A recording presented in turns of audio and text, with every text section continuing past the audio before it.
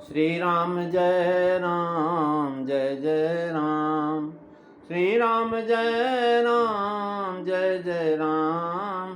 श्री राम जय राम जय जय राम।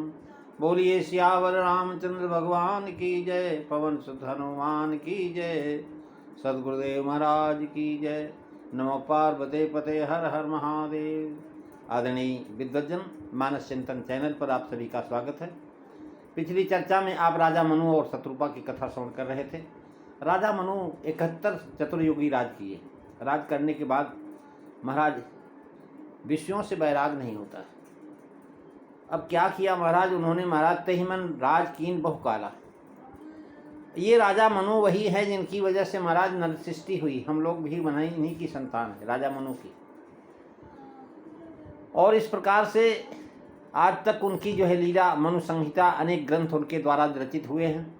जो आचार संहिता है हमारे जो है संसार भारतवर्ष के लिए, ऐसे राजा मनु की चर्चा आपने कल सुन रहे थे। और उन्होंने 71 युगी तक जो महाराज 71 चतुर्युगी तक राज किया और भगवान की आज्ञा का पालन किया। महाराज जब उनके दाएं अंग से ब्रह्मा के जो महाराज राजा मनु बाएं अंग से सतपुरा उत्पन्न हुई तो उन्होंने पूछा, आप आज्ञा करें महाराज, हमने क्या करना है? तो मन शत्रुपा जी के उत्पन्न होने पर इन दोनों ने ब्रह्मा जी से प्रार्थना किया कि हमें जो आज्ञा दीजिए हम करें। ब्रह्मा जी ने आज्ञा दिया कि तुम अपने सदृश संतान उत्पन्न करके धर्म से प्रजा का पालन करो और यज्ञ करके यज्ञ पुरुष का भजन करो।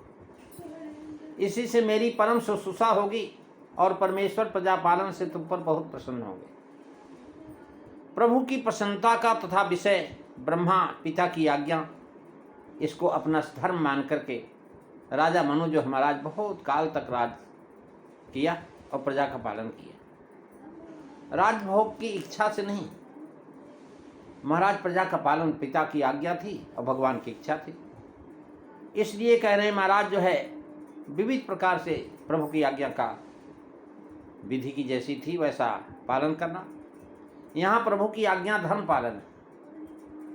अतएव आज्ञा पालन ही धर्म को ठहरा करके इस प्रसंग को धर्म ही पर संपुट किए।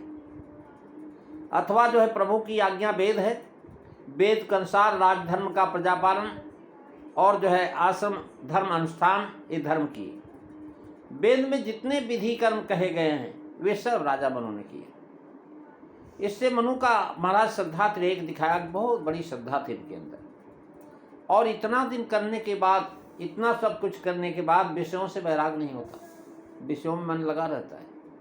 हो इन विषय विरागु भवन बसत भाचोतपन और दंपति दुख लागो जन्म गयो हरि भजन बिन मंगल भवन अमंगल हारी रवौ सुदशरथो अजीर बिहारी। श्री राम जय राम जय जय राम। श्री राम जय राम जय जय राम। महाराज चौथापन तो बैराग का समय होता है। चौथे पन में राजाओं के लिए बन जाने की आज्ञा नीति में कहा है।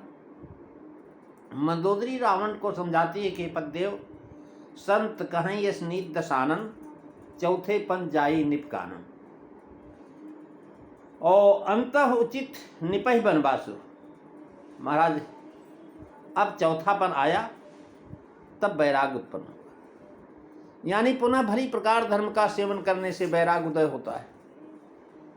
और जो है बैराग जब उदय हो जाता तो धर्म सेवन करना, ऊपर से लिखाए हैं दंपत धर्म आचरण नहीं का। अतः अब बैराग हुआ, इससे प्रथम धर्म कह करके तब यहाँ बैराग का होना और भक्ति क्रम की कमी बताई कि महाराज जन्म गए हो हरि भगत में। बैराग से भगवत धर्म की प्राप्ति होती, यही यहाँ बताते हैं। बैराग नहीं हुआ, जन्म भगवान की भक्ति के बिना व्यर्थ बीता जा रहा है। धर्म से बैराग और बैराग से भक्ति होती है। प्रथमा ही विप्र चरण अति पीति और निज निज धर्म निरत सुतिरीति। यही कर फल पुनि विषय विरागा तब मन चरण उपज अनुरागा। श्री राम जय राम, जय जय राम, श्री राम जय राम, जय जय राम। कहने जब विषयों से वैराग होता तब मम चरण उपज अनुरागा। बहुत दुख लगा। कारण दो कहे, एक तो यह कि विषय भोग करते करते युग बीत गया, दूसरे यह कि घर में बसते हुए चौथापन हो गया। जन्म भगवत भक्ति से रहित बीता जा रहा है। विषय भोग तथा भवन में बने रहने से इन दोनों की ओर ग्लानि हुई। तात्पर्य है कि अब दोनों को त्याग देना चाहते हैं, क्योंकि विषय भोग से भगवान की प्राप्ति नहीं होती।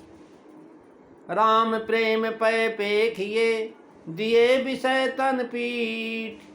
तुलसी के चुलचा परिहरे, होई साप हो डीठ।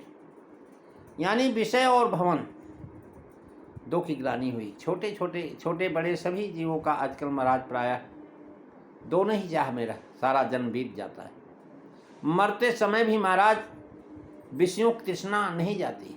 बिना हरि भक्ति के जन्म व्यर्थ गया। कहने का भाव है कि विनोक्ति अलंकार है। भवन बसत भा चौथपन। इससे सूचित किया कि चौथेपन के आ जाने पर भी इन्होंने राज किया। मनुष्य जी के विषयों में आसक्त होना नहीं कहा जा सकता।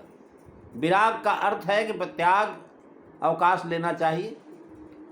अर्थ है गृहस्थी में विषयों से वैराग अवकाश नहीं मिला तो यह चिंता हुई कि वैराग का उदय कहाँ, यहाँ लोक शिक्षार्थ। और जिन महान मनु महाराज के कुल में ध्रुव, प्रियव्रत आदि ऐसे परम भक्त हुए, उनका यह सिद्धांत है कि घर में विषयों से वैराग होना कठिन है। करे सुरराज सोराज समाज, सम्मिधि बिरंची धनाधिप सो धनुभो। महाराज सवैया है। सुरराज सुराज समाज समिधि, बिरंची धनाधिप सो धनुभो। पवमान सुपावक सो जम सोम सो, पूषण सो भव भूषण भो। करि जोग समाधि सबीरन साधि के, धीर बड़ो बसहु मन भो।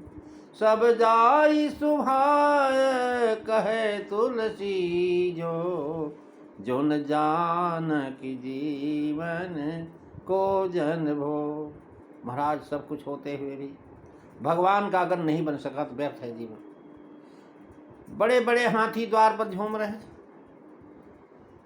झूमत द्वार अनेक मतंग, जरीर जरे मद अम्बुजु जाते। तीते तुरंग मनोगति चैनन, पौनहु के गौ नहुते बढ़ी जाते। भीतर चंद्रमुखी अवलोकति, बाहर भूप खड़े न समाते। महाराज ये सब कुछ होते हुए करे हाथी भी हो, घोड़ा भी हो और सुंदर स्त्री भी हो, और मन की गति जो है बड़ी भयान है। ऐसे भय तो कहा तुलसी जो पे, जानकी नाथ के रंगन राते। इतना कुछ होने के बाद तुलसीदास जी कहते हैं कि महाराज कुछ नहीं, जब तक भगवान के महाराज रंग में नहीं रंग जाएंगे। प्रियव्रत के मन में जब वैराग हुआ, उत्पन्न हुआ, तो उनके उस समय के विचार श्रीमद् भागवत में दिए गए।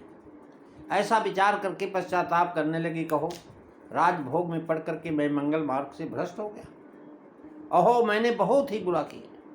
इंद्रियों ने मुझे अविद्या रहित, अविद्या रचित विषयों में गड्ढे में गिरा दिया। मेरा जन्म ही व्यर्थ बीता जा रहा है। बस अब विषय भोग को त्याग कर देना चाहिए। मनु जी ने आयु भर धर्म का ही पालन किया, उनको तो पश्चाताप नहीं होना चाहिए। गोस्वामी जी को उपदेश शैली बड़ी अद्भुत। धर्मों से सुख तो भोग प्राप्त होता है। महाराज धर्म करने से सुख भोग तो प्राप्त होगा, लेकिन भक्ति प्राप्ति नहीं होती। और भक्ति कैसे प्राप्त होती? बिना हरि भक्ति के मुक्ति नहीं। बिनि हरि भजन भव तरी यह सिद्धांत पेल। इसी को यहाँ पोस्ट कर रहे हैं। कन्या धर्म करना, सूद पर रुपया लगाना है, और महाराज भक्ति करना, अपना मूल धन प्राप्त करना है। प्रेमी सज्जनों, अगली चर्चा आप अगले दिन श्रवण करेंगे। आज बस इतना ही। बोलिए सियावर रामचंद्र भगवान की जय। श्री राम जय राम, जय जय राम। श्री राम जय राम, जय जय राम। श्री राम जय राम, जय जय राम। बोलिए सियावर रामचंद्र भगवान की जय। जय सीताराम। सभी को